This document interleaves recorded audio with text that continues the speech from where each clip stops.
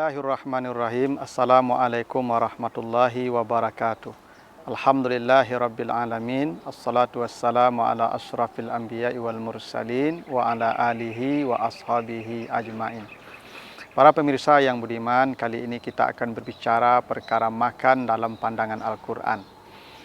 Dalam surah Al-Baqarah ayat 172, Allah Subhanahu wa taala berfirman, "Ya ayyuhallazina amanu kulu min thayyibatim ma razaqnakum washkuru lillahi in kuntum iyyahu ta'budun."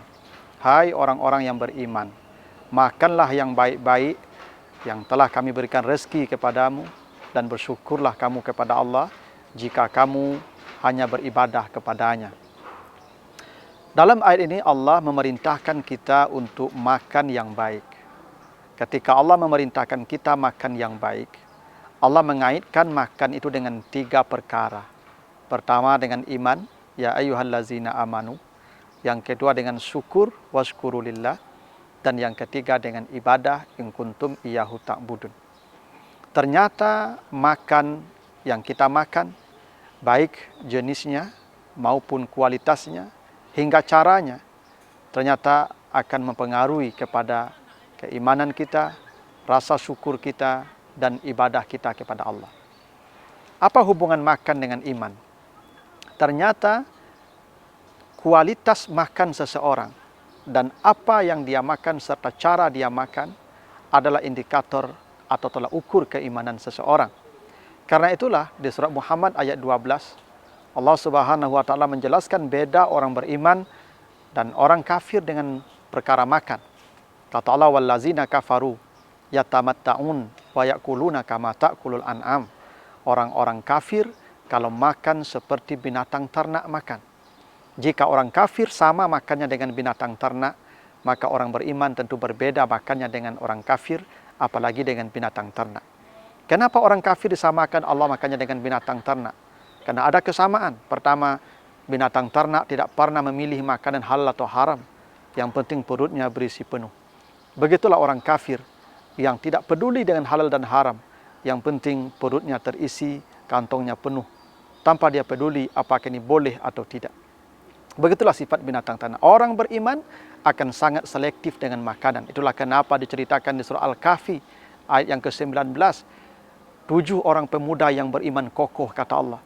Innahum fityatun amanu birabbihim. Mereka pemuda-pemuda yang beriman kokoh kepada Allah.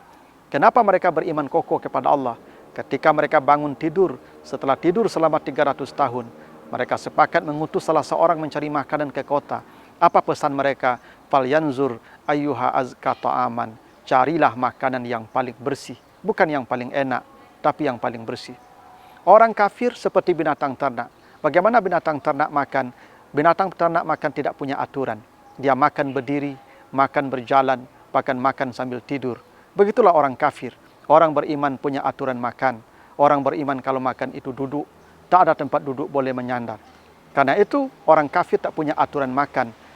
Orang beriman, makan adalah bagian dari ibadah. Karena dia punya adab, punya aturan. Nah, itulah bedanya orang kafir dengan orang beriman. Karena orang kafir menjadikan makan sebagai tujuan hidup. Karena itu dia makan tanpa batas. Orang beriman makan ada batasnya. Sepertiga untuk makanan, perutnya diisi. Sepertiga untuk air, dan sepertiga lagi untuk udara. Yang kedua, makan dengan rasa syukur. Bagaimana bersyukur dengan makanan? Pertama, jangan mubazir. Bulan Ramadan ini banyak orang yang mubazir. Ibu-ibu masak melebihi kebutuhan kita. Sehingga siang hari banyak makan itu yang terbuang ke tong sampah. Allah boleh jadi akan mencabut keberkahan rezeki kita ketika kita tidak bersyukur dengan makanan. Anak-anak kita juga diajar, jangan membuang-buang makanan. Ambillah seperlunya, bertambah tak apa-apa, tapi jangan membuang makanan. Dan yang kedua, bersyukur dengan makanan. Jangan pernah mencela makanan. Jangan katakan makanan itu tidak enak. Enak atau tidaknya bukan perkara makanan itu, tetapi kena perut kita memang kenyang. Kalau perut kenyang, semua tidak ada yang enak. Tapi bila perutnya lapar, semua akan terasa enak. Nabi mencontohkan, bila beliau suka dengan makanan itu, beliau makan. Bila tidak suka, maka beliau tinggalkan saja. Tapi jangan pernah mengomentari makanan. Dan yang ketiga, in kuntum iyyahu ta'budun. Makan ada kaitannya dengan ibadah. Semakin berkualitas makan seseorang, maka semakin berkualitas pula ibadahnya. Dan makan itu adalah ibadah. Karena itu ada aturannya. Cuci tangan, pakai tangan kanan, makannya duduk, menyebut nama Allah. Karena semua ibadah. Dan apa yang kita makan itu juga akan mempengaruhi kualitas ibadah kita. Jangan kita berharap kalau makannya haram, konsumsinya haram, lalu ibadahnya akan berkualitas. Makanan yang haram akan menjadi energi haram. Dan energi haram hanya digunakan untuk perbuatan haram. Makanan yang baik akan menjadi energi yang positif. Dan energi yang positif hanya akan digunakan untuk kebaikan-kebaikan. Karena itu, bila ada di antara kita yang malas beribadah, berat langkah kakinya untuk mendatangi tempat-tempat kebaikan, maka periksalah makanan. Boleh jadi ada yang salah yang kita makan. Bila setiap mendengarkan pengajian, tidur, siapapun yang akan menyampaikan ceramah dia tidur, maka periksalah makannya.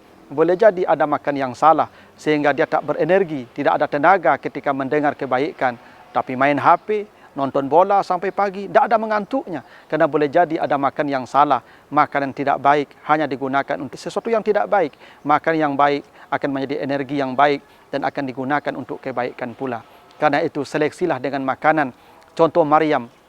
Kenapa Maryam menjadi manusia terbaik ibadahnya? Innallaha astafaki wa taharaki wastafaki ala nisa'il alamin. Maryam itu adalah wanita terhebat ibadahnya. Tidak ada yang bisa menandingi Maryam. Kenapa? Di Ali Imran ayat 35 Allah menjelaskan, ketika Nabi Zakaria masuk ke kamar Maryam, wajada indaha rizkan, menemukan banyak makanan. Setiap kali makanan datang, Zakaria tidak membolehkan Maryam menyentuhnya, kecuali dia bertanya, anna laki haza, bagaimana makan ini bisa datang? Maryam menjawab, huwa min indillah, makan ini langsung dari Allah. Ketika makan sudah pasti dari Allah dan benar-benar bersih, clear, maka baru Maryam diperbolehkan memakannya. Mudah-mudahan dengan Ramadan ini kita dilatih untuk seleksi dengan makanan, dan ini juga menjadi kebiasaan baik kita setelah Ramadan, sehingga ibadah kita, hidup kita menjadi berkualitas karena kita memakan sesuatu yang berkualitas pula. Demikian, semoga ada manfaatnya. Wassalamualaikum warahmatullahi wabarakatuh.